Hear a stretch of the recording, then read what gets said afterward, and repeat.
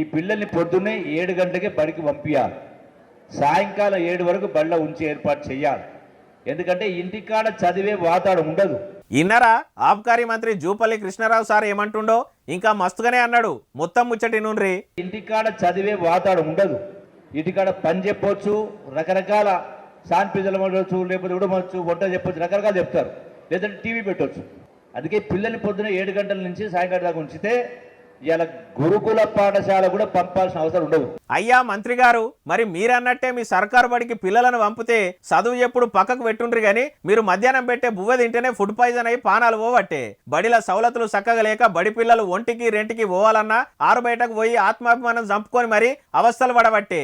కొన్ని జాగాల సర్కారు బడులు మొత్తం స్లాబులు కూలిపోయే కాడికి వస్తున్నాయి. ఏమంట షెయి సర్కారు ఏలుబడి వచ్చినాక చదువుల శాఖ చందన కాబట్టే. మొదలు ఇగ్రంతోటి మీ చదువుల శాఖను చక్కదనం చేయండి సార్ అంటుండ్రు ఈ ముచ్చటినోళ్ళు.